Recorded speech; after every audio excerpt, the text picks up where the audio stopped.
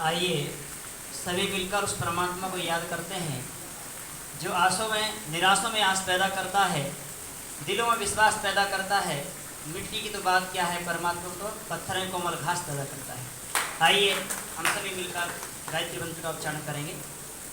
ओम भूर्भुवः स्वः तत्सवितुर्वरेण्यं भर्गो देवस्य धीमहि धियो यो नः प्रचोदयात्। ओम शांति शांति शांति। मंचस्थ विद्वत मंडल और हमारे दूर दराज से आए हुए धर्म प्रेमी सज्जनों, आपने बहुत सारी बातें सुनी शिक्षा के बारे में, संस्कृति के बारे में, धर्म के बारे में। ये सारी बातें जो आई कहाँ से है? वो बातें आई सारी वेद से आई। यदि आप सर्च करके देखेंगे कि यदि ज्ञान की कोई पुस्तक, पहली पुस्तक है वो क्या है? वो ऋग्वेद है। सारा ज्ञान यदि कहीं आपको मिलेगा वो सारे वेदों में मिलेगा। हम वेद की ओर लौटे, हम नारा होता हमारा, आओ चले वेदों की ओर लौटे। देखिए संसार में व्यक्ति बहुत आते हैं, बहुत चले जाते हैं, मगर महर्षि जलदैनी जी महाराज जो हमें दे गए हैं वो आज किसी ने नहीं देखेंगे। वास्तव में जाने के बाद भी हमारे पास सत्यार्थ प्रकाश का ग्रंथ है जिसे पढ़ के व्यक्ति अनेक क्रांतिकारी बने हैं, अनेक देशभक्त बने हैं। हमें जरूर यहाँ से प्रेरणा लेकर जानी चाहिए। सत्यार्थ सबको पढ़ना अवश्य चाहिए। कहा कि शब्द ब्रह्मणि निष्णात पर ब्रह्मादि गच्छति। जो व्यक्ति शब्द ब्रह्म को जान लेता वही व्यक्ति परमात्मा को जान लेता है। पूज्य आचार्य बलदेव जी महाराज की तपस्थली पर आप यहाँ पर एकत्रित होकर ज्ञान की ये पुष्पों की माला को आप ले रहे हैं और यहाँ से अनेकों ब्रह्मचारी निकलकर देश विदेश में कार्य कर रहे हैं, कार्यरत हैं। वो पूज्य आचार्य बलदेव जी महाराज की ही देन है। और आज हम बैठकर इस वेद विद्या ग्रहण कर रहे हैं। हमारा सौभाग्य है, ऐसे गुरुजन हमें सानिध्य मिला है। गुरु के सानिध्य में बैठकर हम वेद विद्या ग्रहण कर रहे हैं। जो ब्रह्मचारी आप देख रहे थे, 4 ब्रह्मचारियों ने अष्टाध्यायी सुनाया स्वामी जी महाराज को। आज यहाँ से जो भी स्नातक निकले हैं, आज जो भी स्नातक निकले हैं पूज्य आचार्य जी महाराज के, आचार्य जी के, तो स्वामी जी महाराज, स्वामी वेदक जी महाराज हमारे पीछे बैठे हैं। इन्होंने परीक्षा लेकर, बच्चों की परीक्षा, आज स्वामी रामदेव जी हो, आचार्य बालकृष्ण जी हो, अनेकों विद्वान यहाँ से निकले हैं। पूज्य स्वामी जी महाराज ने पेपर बनाया है और उन विद्यार्थियों को पास किया है। एक बार स्वामी वेदानंद जी महाराज बात कह रहे थे, मैं मानता हूँ अनेकों स्नातक गुरुकुल से निकलते हैं, मगर जो स्नातक गुरुकुल कालवा से निकलता वो विशेष निकलता, वो सामान्य नहीं निकलता। जो शिक्षा शिक्षा जो गुरुकुल कालवा में दी जाती है वो अन्यथा कहीं जगह नहीं मिल पाती। जो नियम पूज्य आचार्य जी बलदेव जी महाराज ने सत्यार्थ प्रकाश के अनुसार जो नियम बनाया है, भाई 5 वर्षीय कन्या भी ब्रह्मचारी गुरुकुल में न प्रवेश हो जाए, है क्या नहीं कि ऐसा गुरुकुल आपको गुरुकुल कालवा ही मिलेगा। इसलिए यहाँ एक कहते हैं तपस्थली, लाखों ब्रह्मचारी निकलकर देश में काम कर रहे हैं। मैं छोटी सी बात कहकर आज जो वर्तमान की स्थिति जब चल रही है, जो ब्रह्मचारी यहाँ से निकल रहे हैं, एक बार चर्चा हुई थी, हम खेलों को बढ़ावा देते हैं, अनेक अनेक प्रकार के उनको बढ़ावा देते हैं, मगर हम शिक्षा को बढ़ावा नहीं देते हैं। इसलिए आज ब्रह्मचारी हमारे इस व्याकरण शास्त्र के लिए, दर्शनों के लिए कम निकल पाते हैं। आज लाखों रुपए उन खिलाड़ियों के लिए दिया जाता है, करोड़ों रुपए खर्च करे जाते हैं, मगर जो ब्रह्मचारी वेद शास्त्र को पढ़ता है उसके लिए बहुत न्यून से न्यून पैसा खर्च किया जाता है। विचार करें आप, जिस संस्कृति की बात की बताना कह रहे हैं हम, जिसको बचाने की बात कह रहे हैं हम, किस पर हम कहाँ डाल रहे हैं धन को, कहाँ धन दे रहे हैं? लाखों व्यक्ति धन दान करते हैं, लाखों व्यक्ति दान देते हैं, मगर हमारे भी शर्मा जी जो आए उपस्थित हुए हैं, वास्तविक धर्मस्य मूलमर्थम, वो अच्छी जगह अर्थ को दे रहे हैं।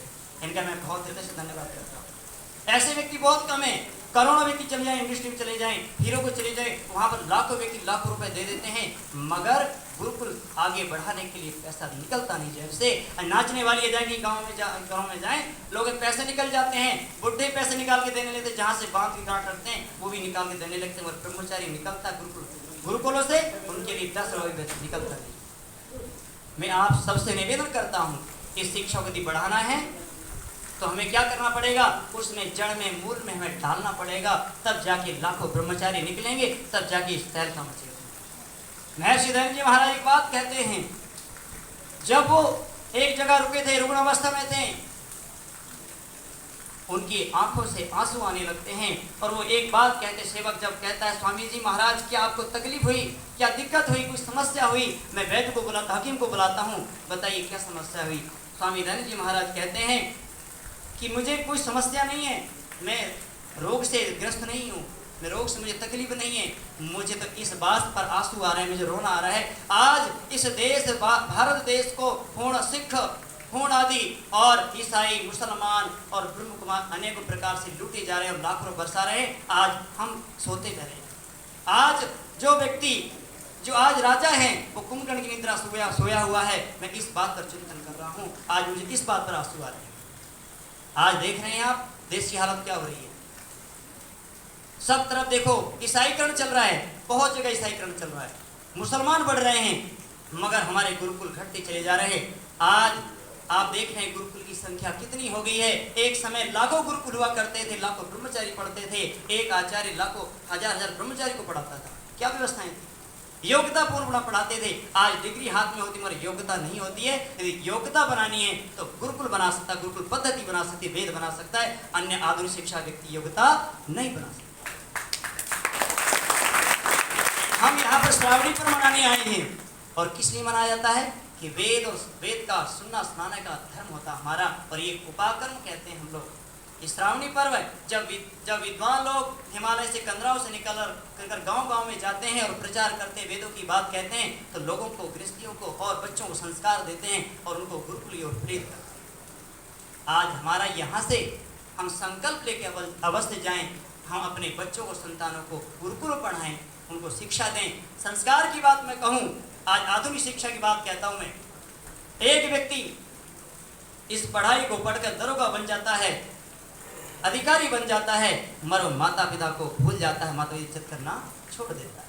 उस शिक्षा का क्या लाभ, जिस शिक्षा ने हमें माँ ने बाप ने आंसू बहा के, पसीना बहा के, खून की कमाई से उस बच्चे को पढ़ाया, और जब पिता मिलने जाता दरोगा के पास कहता है, साहब कोई मित्र पूछते हैं उस व्यक्ति की दरोगा के, ये कौन बैठा है यहाँ पर आके, बहुत देर हो गई। वो क्या कहता दरोगा, वो ये कहता है कि ये मेरे पिताजी के मित्र के पड़ोसी है। क्या कहता वो, मेरे पिताजी के मित्र का पड़ोसी है।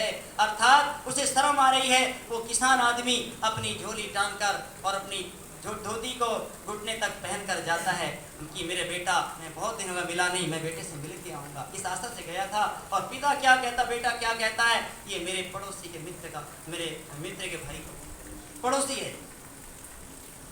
क्या कहता है, क्या उसकी बात में बीतती, धीरे से बात कहता है, मगर पिता कान लगा के बात सुनता कि मेरा बेटा क्या बात कह रहा, कि क्या कह रहा, देखो बेटा मुझे बता दिए पड़ोसी का वो है, मैं अपनी माँ को बता देता। अर्थात ये शिक्षा कहाँ से मिली, आधुनिक शिक्षा से मिली है। ये शिक्षा व्यक्ति अधिकारी बन जाता है, डॉक्टर बन जाता है, इंजीनियर बन जाता है। मैं कहता हूँ सबसे पहले इंजीनियर डॉक्टर बनने से पहले व्यक्ति को मनुष्य बनना जरूरी है, आदमी बनने के मानव बनना जरूरी है। और शिक्षा, मानव शिक्षा को देने वाला कोई है वो गुरुकुल है, गुरुकुल। एक विदेशी पत्रकार कहता है, नेता सुभाष चंद्र बोस से कहता है, ये बताओ यदि अमेरिका को दुनिया से यदि बाई चांस इसको हटा दिया जाए, नष्ट कर दिया जाए, क्या होगा? बोले सारी संपत्ति खत्म हो जाएगी। जापान को हटा दिया जाए संसार से, और देशभक्ति खत्म हो जाएगी। अनेक ऐसे नाम गिनाए, मर का अंत में कहा कि बताओ यदि भारत को समाप्त कर दिया जाए तो क्या होगा? पूरी दुनिया से मानवता समाप्त हो जाएगी।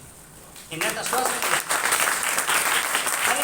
वंशज हैं, उन क्रांतिकारी वंशज हैं जिन्होंने कहा था, पिता कहता था, बेटा बता आर्य समाज छोड़ेगा या फिर घर छोड़ेगा? रामदास बिस्मिल कहता है, मैं आर्य घर छोड़ सकता हूँ, मैं आर्य समाज कभी नहीं छोड़ सकता हूँ। आज लोग कहाँ मुड़ गए, कहाँ ईसाई बनने लगे, कोई मुसलमान बनने लगा, कोई ब्रह्म कुमारी बन गए। आज हम कहीं जाते हैं, एक बार हम कहीं यात्रा में गए, कोई कार्यक्रम था, अग्निदेव जी आदि ब्रह्मचारी थे, वो कहने लगे, अरे ब्रह्म कुमारी आए, सारे ये ब्रह्म कुमार आए हैं। अर्थात बताओ, आर्य समाजियों को बुद्धिजीवी व्यक्तियों को लोग क्या कहते हैं कि ब्रह्म कुमारी आ गए। आपको जागरूक होना पड़ेगा। जो जागा तमृचा कामयन्ते, वेद कहता है जो व्यक्ति जागता है उसी की कामनाएं पूर्ण होती है। हमें जागने की आवश्यकता है, आज जागने की आवश्यकता है। एक व्यक्ति उस पढ़ाई का बताता, दुष्परिणाम का बताता हूँ।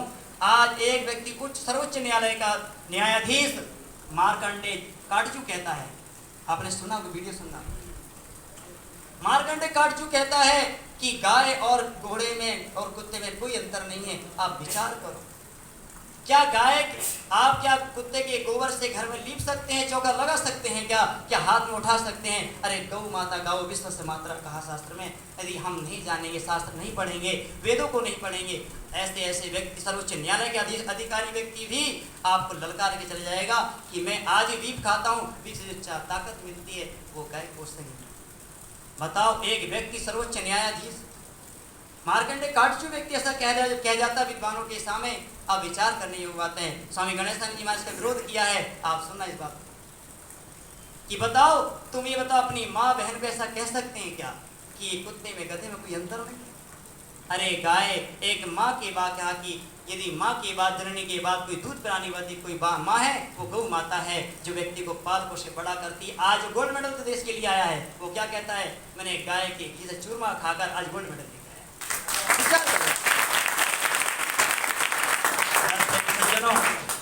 आप समझदार हैं।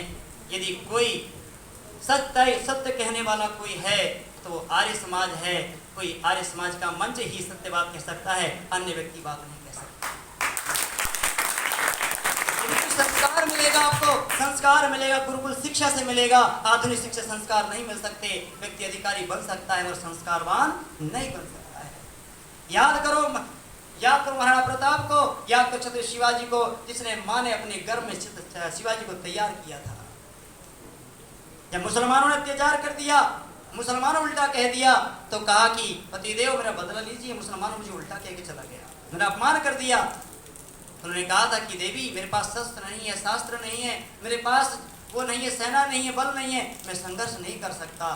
मगर क्या कहा माना जीजाबाई ने कि कहा, आप मेरी रक्षा नहीं कर सकते, मैं अपनी कोख से संतान पैदा करूंगी जो मेरे देश की रक्षा करेगा। एक माँ की नहीं, लाखों माँ। हम क्या क्या बताएं आपको, क्या संस्कार बताएं?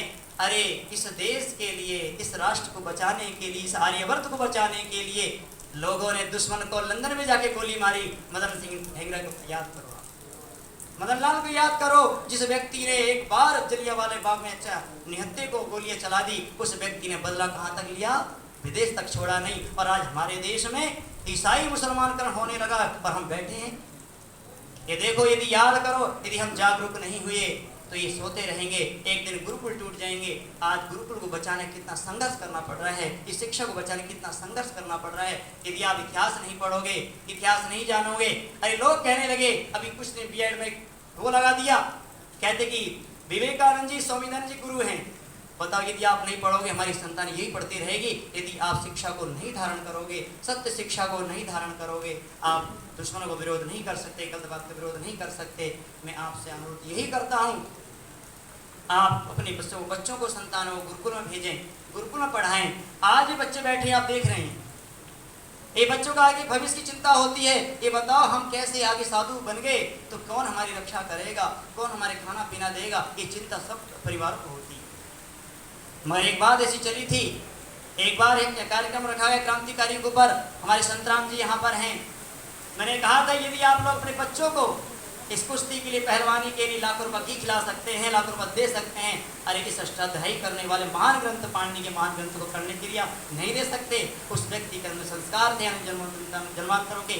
उस व्यक्ति ने कहा कि आचार्य जी, मैं 11,000 रुपये इन विद्यार्थियों को ले देता हूँ, जो विद्यार्थी स्नातक गुरुकुल कालवा का बनेगा, उस विद्यार्थी के लिए 11,000 मेरे तरफ से। पूज्य आचार्य बलदेव आचार्य जी महाराज ने, पूज्य गुरु जी बैठे हमारे, पूज्य आचार्य जी महाराज ने इस विद्या को बढ़ाने के लिए, जो विद्यार्थी यहाँ से अष्टाध्यायी सुनाते, पूज्य स्वामी जी महाराज को लिख कर देते हैं, इस विद्यार्थी ने अष्टाध्यायी को 1 घंटा 20 मिनट, 1 घंटा 30 मिनट में सुनाई। और गोस्वामी जब विद्यार्थी आचार्य जी को ला कर देता है, कितनी खुशी होती विद्यार्थी को, कितना आह्लादित होता है आत्मा खुशी कि मैंने पाणिनि के महान ग्रंथ को किया है। और उसके लिए पूज्य आचार्य जी महाराज ने जो विद्यार्थी कहीं का विद्यार्थी हो, जो विद्यार्थी गुरुकुल कालों पूज्य स्वामी जी महाराज को स्टडी सुनाता, स्वामी वेदलक्ष्मी महाराज को स्टडी सुनाता है, उस विद्यार्थी के लिए 51 स्वरूप पूज्य साहब जी ने अपनी तरफ से घोषणा की। जिनका जीवन इस शास्त्र के लिए, इस गुरुकुल पद्धति के लिए बचाने के लिए समर्पण हो गया और उनके पास शिष्य पढ़कर वो समर्पण नहीं करे तो क्या करेंगे बताओ। जब मैं गुरुकुल काल पढ़ने आया, मेरे विचार ऐसे नहीं थे। मुझे ये पता था कि अपने परिवार को आगे बढ़ाने के लिए प्रोफेसर बनना है, मुझे संस्कृत पढ़ के आगे बढ़ना है। मगर जब पूज्य आचार्य जी का जीवन देखा, पूज्य आचार्य बलदेव जी महाराज का, पूज्य आचार्य जी महाराज का और स्वामी जी महाराज से मुझे बड़ा वो मिला। और स्वामी जी बताते मैं 9 साल की अवस्था में गुरुकुल सज्जन पढ़ने आ गया, तो मैं तो बड़ी उम्र में आया। थोड़ा बड़ी प्रेरणा देते थे हमारे अध्यापक जगदीश जी बैठे हैं, इन्होंने सारी में जो यहाँ पर पढ़ता था, मैं बीमार भी होता था, क्योंकि जब विद्यार्थी शास्त्रों को पढ़ता है, कहा कि उसका ध्यान बस पढ़ाई में उसके लिए लग जाता है, तो लेकिन शास्त्र पर ध्यान नहीं देता। जो भी मेरा ध्यान रखते थे अध्यापक जगदीश जी आपके सामने बैठे कालवा से हैं, इन्होंने बड़ा साथ कराया। मैं इनका भी महापुरुष होगा, मैं हृदय से धन्यवाद करूँगा। आप जागरूक हो जाएं, जागें, इस विद्या शिक्षा की बात को समझें और इस शास्त्र के लिए, इस वेद विद्या के लिए आहुति दे दें, अपने बच्चों को पढ़ाएं। यदि संतान नहीं दोगे, मैं कहता हूँ आने वाले समय ऐसा हो जाएगा जिस प्रकार से कई बार गौ माताएं हमारी ठोकरें खाती है, तो तुम्हारी माता तुम भी ठोकर खाते रहोगे यदि संतानों को संस्कार नहीं दिया। ये संतानों को संस्कार देने वाली शिक्षा है, वो गुरुकुल पद्धति है, गुरुकुल शिक्षा है। मैं आपसे बार बार अनुरोध करता हूँ कि आप इस विद्या की ओर लौटें, आओ वेदों की ओर लौटें। ये नारा ऋषिधर जी का था। आइए मैं एक भजन के माध्यम से थोड़ा सा कड़ी है। भगवान आर्यों को ऐसी लगन लगा दे, वैदिक धर्म की खातिर मिटना इन्हें सिखा दे। फिर राम कृष्ण निकले घर घर गली गली से, फिर राम कृष्ण निकले घर घर गली गली से। अर्जुन व कर्ण जैसे योद्धारण स्थली से, योद्धारण स्थली से। गौतम कणाद जैमिनी, गौतम कणाद जैमिनी। ऋषिवर पतंजलि से, ऋषिवर पतंजलि से। फिर से कोई दयानंद, फिर से कोई दयानंद जैसा ऋषि दिखा दे। भगवान आर्यों को ऐसी लगन लगा दे, वैदिक धर्म की खातिर मिटना इन्हें सिखा दे। वैदिक धर्म की खातिर मिटना इन्हें सिखा दे।